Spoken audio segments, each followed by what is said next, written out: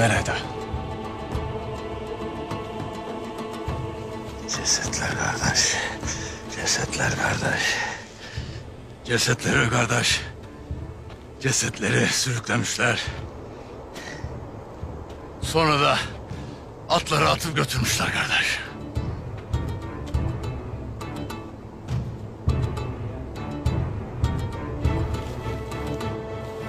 Atlar ağırlaşmış. Bu atların üzerinde en az 2 kişi var. Birisi ceset.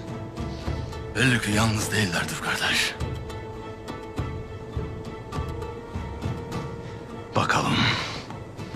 Bakalım bu işin ucundan neler çıkacak. Haydın, haydın tez obaya dönüp Ertuğrul Bey'imize malumat verelim. Eyvallah. Haydın atlar. Atlar. Haydın obaya gidelim.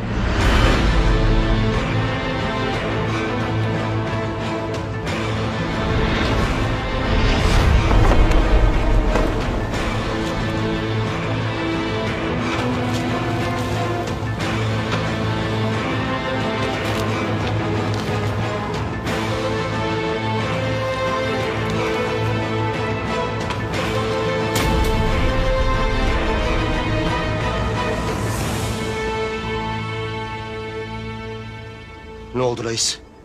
Bams'ın dedikleri doğru mu? Yoksa Teokles mi? Ne yazık ki o casus komutan Dragos. Peki Teokles'i getiren adamlara ne oldu? Hepsi ölmüş. Ya Teokles? Teokles ve ailesini götürmüşler. Kim? Kayılar.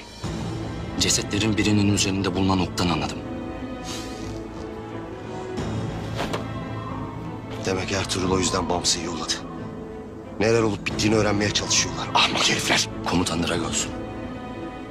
Ya Teokles bildiklerini Ertuğrul'a anlatırsa? Anlatamaz. Benim öfkemden korkacaktır. Onun burada olması sizin için büyük bir tehlike. Eğer sizi tanırsa her şey mahvolur.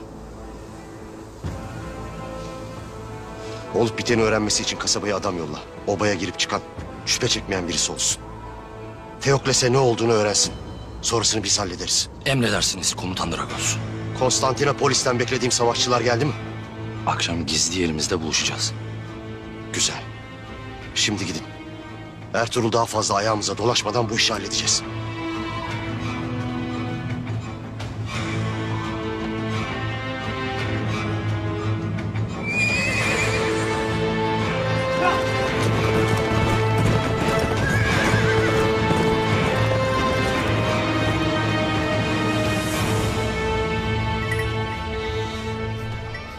Beyim, bu İlbilge Hatun Osman'a saldıran hainler hakkında bir şey dedim sana. Ahali kılığındalarmış. Belli ki kendilerini gizlerler. Bu alelade bir mevzu değildir artık bey. Beyim. Teokles ve kızıyla görüştüm. Onları kimin götürdüklerini öğrenebildin mi? Teokles ahvalinden ötürü çok konuşamadı. Lakin kızı bir isim verdi. Dragos.